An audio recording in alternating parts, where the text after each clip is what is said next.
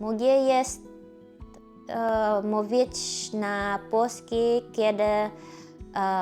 kiedy mówię coś. Danas je moj 5. dan učenja poljskog i nije loše. Dosta sam naučila. Sad mogu da sastavim rečenice pravilnije. Jer svaki dan kad ja učim nešto, ja pravim rečenice, govorim, pričam. Imam sad 350 i nešto reči u mom rečniku. Nije samo što sam ih dodala, nego sam stvarno ih naučila. I mogu da kažem da možda i većina tih reči znam. Recimo možda 90, da ne lažem, možda je 80 i nešto. Tako da zadovoljna sam. Prvi dan sam fokusirala na čitanje jer nemam znanje poljskog pre, ali ja sam vidjela tekst na poljski ponekad. Ja vidim, brate, ko će da nauči ovaj jezik?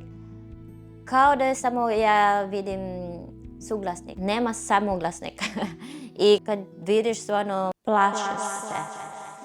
Znam srpski, učila sam ruski pre i makedonski i bugarski, ali uglavnom ono što sam naučila sam zaboravila već, ali mi je značilo jer ima nekoliko reči koje sam setila još i onda to mi je pomoglo da zapamtim reči. I čak nemački, ja sam vidjela bijele file na nemačkom, tako da i nemački mi je pomogla.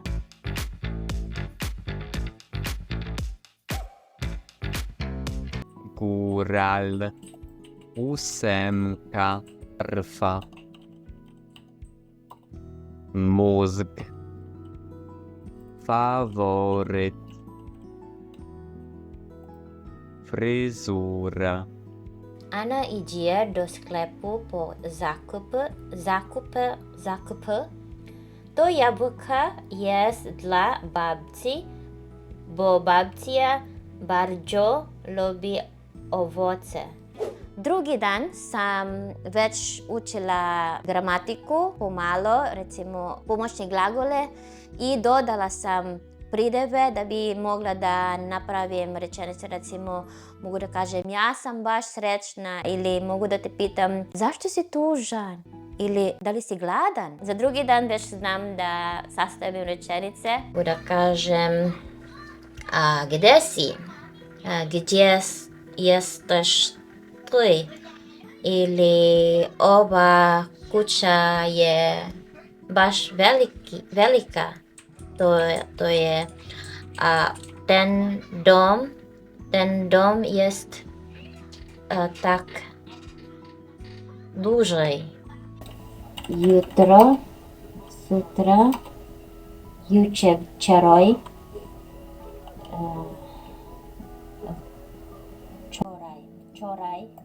Wczoraj. Ja byłem.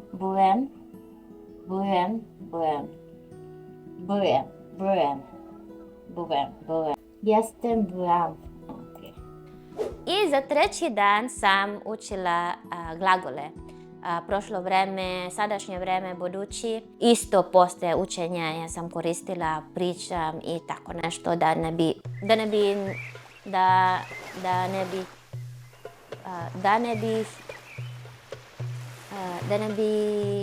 ne bih zaboravila. Ovo prošlo vreme je komplikovanije nego srpski, jer na srpskom samo rod i onda samo dodaš pomoćne glagole, a ovo i rod i pomoćne glagole. Ja jem, miałem, miałem,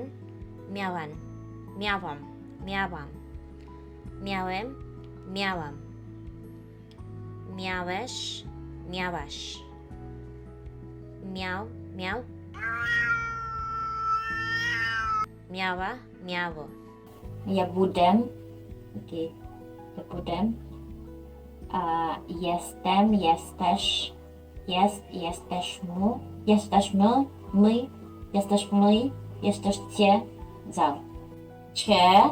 Ciesz, ciemy, czy ce. Ok, sad znam I 4. dan sam učila akuzativ, jer kad već znam glagole, bar da znam kako je pravilnije kad koristim objekat. I onda to sam učila, ali nije baš drugačije od srpskog, slično je. Nisam baš potrošila mnogo vremena da zapamtim sva pravila.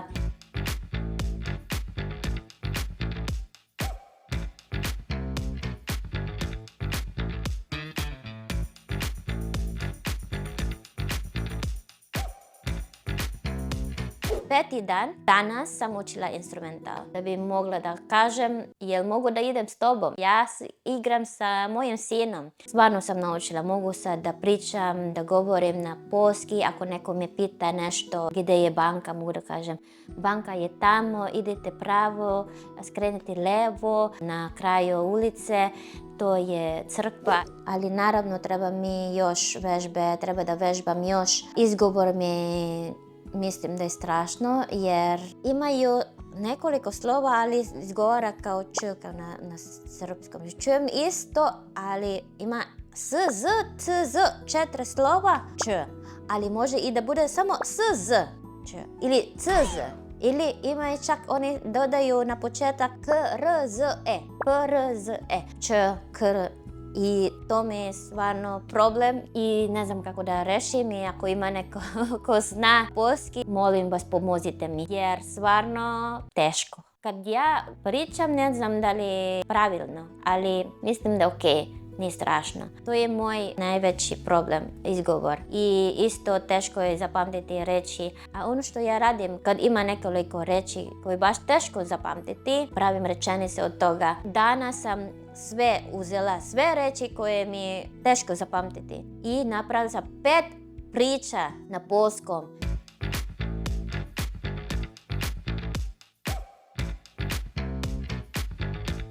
Za sad stvarno me je vredilo. Zapamtila sam te reči sad. Opet imam nove reči, 50 sam dodala danas. Imam ukupno 350. Znači svaki dan više od 70 reči dodajem. I kad dodam nove reči, ne učim preko testa odmah, nego prvo slušam 2 kruga. Trudim se da stvarno da zapamtim. Svaki put kad naučim nešto novo, odmah pravim rečenice i govorim. Ja ne čutim više.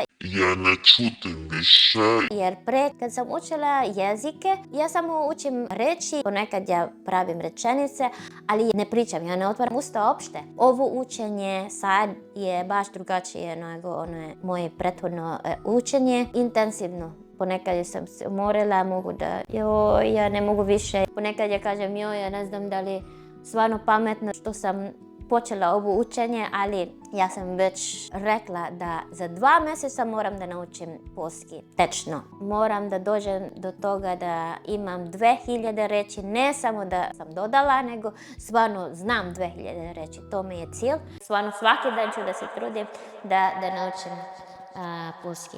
Pošto ja učim sama, nemam nikog da ispravi što ja radim. Ja radim vežbe za čitanje i napisala sam 5 priča.